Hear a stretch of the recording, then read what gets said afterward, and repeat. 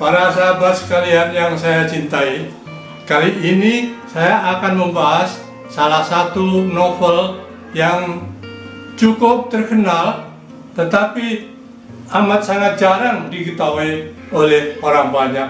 Karena apa? Karena novel ini yang berjudul Baron Savender merupakan cerita lama yang sudah berabad-abad yang lalu diketahui oleh masyarakat tertentu, terutama di istana-istana. Baron Savender menceritakan perjalanan seorang manusia, mulai dia dari kanak-kanak sehingga dia mencapai sukses. Siapa sebenarnya Baron Savender? Baron Savender adalah tokoh dari seorang yang sudah sukses, seorang yang kaya raya. Namanya Carbin. Carbin semula adalah anak kecil yang belum tahu apa-apa, tetapi dia mempunyai semangat tinggi. Dia kerja keras, biarpun hidupnya itu sangat nelongso, sangat sederhana, sangat miskin. Dia sering seakan-akan pada waktu itu sebagai seorang pemulung, dia mencari tempat-tempat yang bisa dimanfaatkan untuk makan. Tentu saja juga termasuk ke tempat-tempat sampah.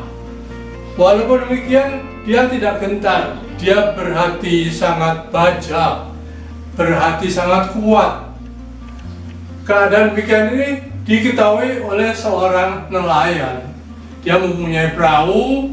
Si Carbin ini diangkat sebagai pegawai di perahu itu. Dia diajari bagaimana mendayung, bagaimana dia menghadapi air di sungai, di danau, juga di laut. Sekarang mulai lagi perjalanan karir Carbin.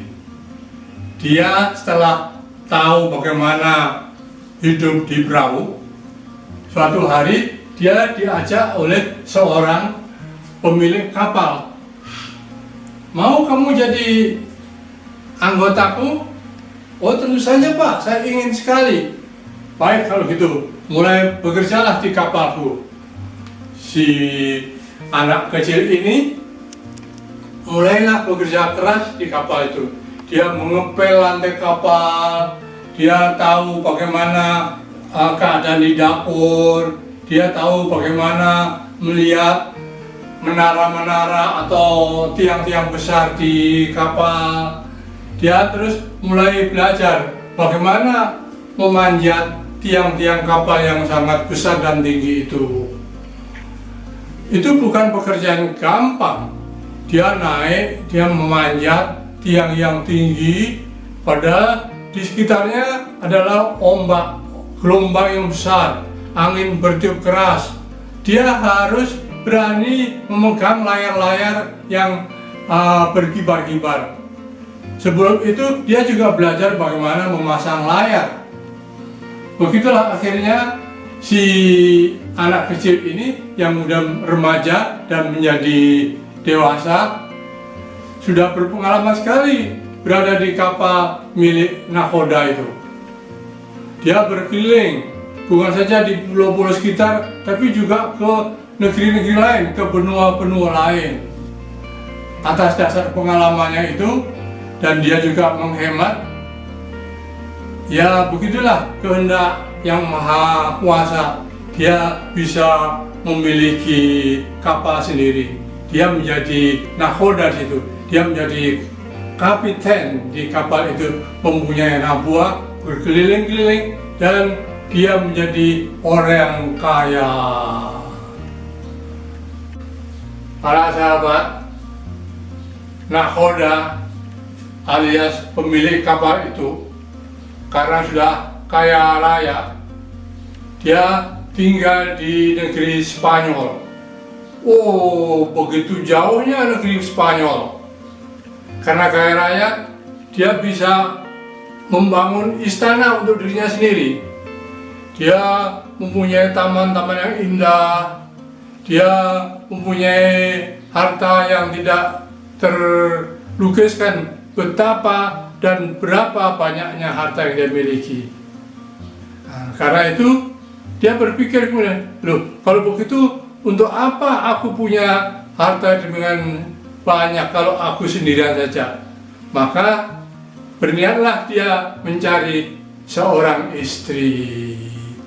Dia punya istri, dia berumah tangga di situ. Sayang sekali, istrinya ini tetap saja seperti dulu, belum juga mempunyai keturunan, belum juga bisa mempunyai anak. Kecewalah nakhoda yang kaya raya ini. Akhirnya apa?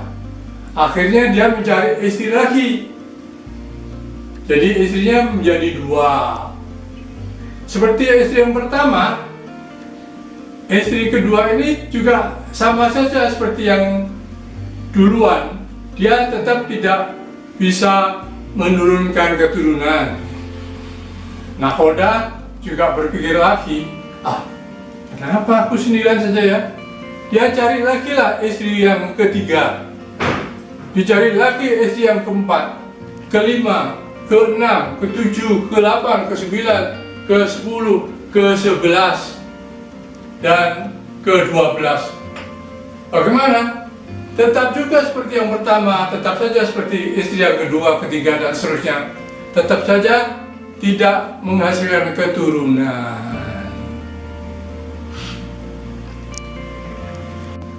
Wahai sahabat-sahabatku, nakhoda itu akhirnya mencari orang pintar, yaitu orang yang bisa mencarikan solusi, mencarikan jalan keluar, bagaimana agar dia itu bisa mempunyai keturunan.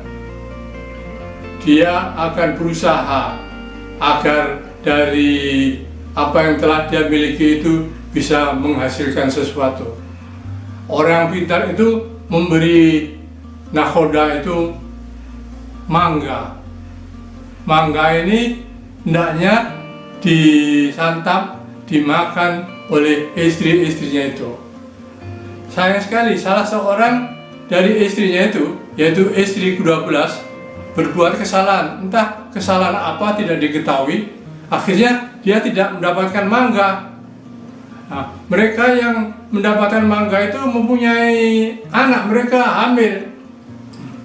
Nah, dia istri yang ke-12 cari akal. Kalau gitu aku mau cari mangga yang pernah dimakan dan masih bersisa di tempat sampah. Dicarilah tempat sampah, didapatkan di situ mangga sisa, dicuci bersih-bersih, diiris-iris, lalu dimakan.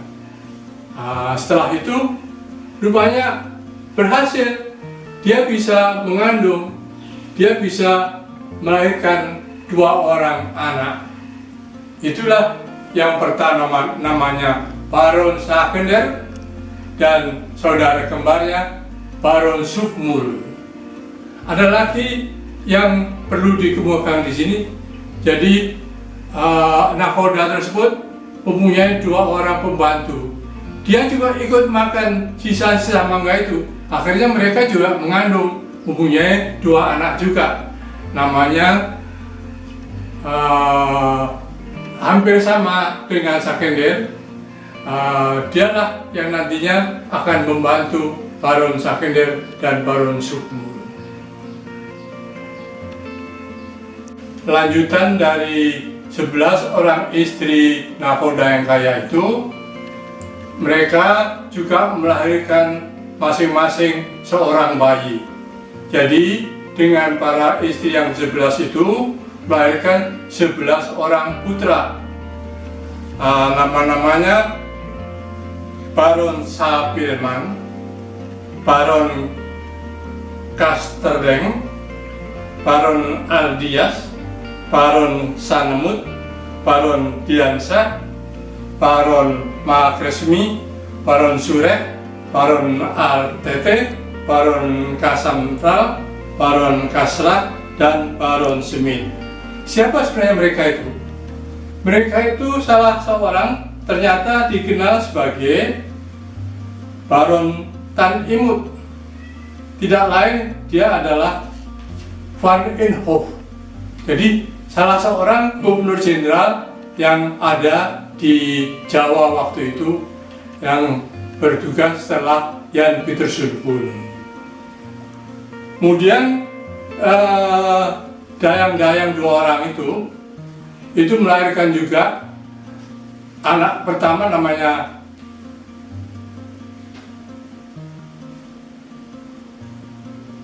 Sakeber, dan anak yang berikutnya Suhul. Mereka lah yang selalu membantu Baron Schaeckender di dalam petualangannya. Alkisah, setelah begitu lama mereka itu berkelana, karena Schaeckender itu diangkat menjadi raja di Spanyol sana, tidak kerasan. Dia ingin berdiri sendiri, dia ingin melepaskan diri dari istana. Dia bersama istrinya namanya Lorena pergilah meninggalkan negeri Spanyol. Dia terbang. Mengapa bisa terbang? Karena dia mempunyai pembantu-pembantu makhluk luar yang sangat sakti, yaitu Garuda, ada lagi naga, dan satu lagi binatang yang bersifat seperti punya belalai panjang, itulah gajah. Mereka inilah yang membantu para Schaeckender mengembara. Ternyata di tengah perjalanan mereka mendapat halangan. Mereka jatuh dari angkasa karena dimusuhi oleh seorang penyihir. Para Schaeckender terjatuh ke Padas, istrinya Lorena juga jatuh meninggal. Hanya Schaeckender saja yang hidup. Tahu-tahu mereka rupanya berada di tanah Jawa. Para Schaeckender ditangkap oleh Senopati, yaitu Raja Mataram yang pertama. Di sana si para Schaeckender sudah berubah. Dia tidak lagi seperti manusia yang awal-awal, tapi sudah belang-belang. Kulitnya kuning, matanya biru, sipit, dan dia tidak bisa pergi kemana-mana selain di dalam kurungan yang disediakan oleh Raja Senopati. Dia oleh raja lalu dijadikan petugas istana sebagai juru taman, artinya seseorang yang mengurus taman-taman istana. Dialah nasib Baron Schaeckender menjadi pegawai istana kerajaan Mataram. Sekian, terima kasih. Salam sastra di Taman Sastra Jakarta.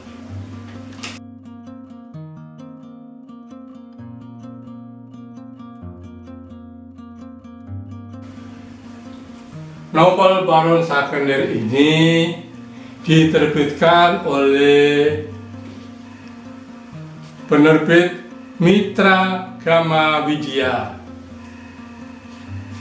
Diterbitkan pada tahun 1998. Novel ini aslinya dikarang oleh Bapak Harjo Soekarto berdasarkan risetnya pada zaman itu pada tahun 1854. Jadi sudah sangat lama. Walaupun begitu, karena risetnya begitu mendalam, jadi Pak Harjo Soekarto ini juga meriset tahun-tahun sebelumnya, bahkan sampai kepada zamannya wali-wali. Jadi dengan demikian, Baron Schaeckender ini sangat klasik. Orang-orang tua saja di istana yang masih ingat Baron Schaeckender. Oleh karena itu, saya melakukan adaptasi dari karya lama sehingga menjadi buku Baron Schaeckender ini. Begitulah saudara-saudara. Terima kasih.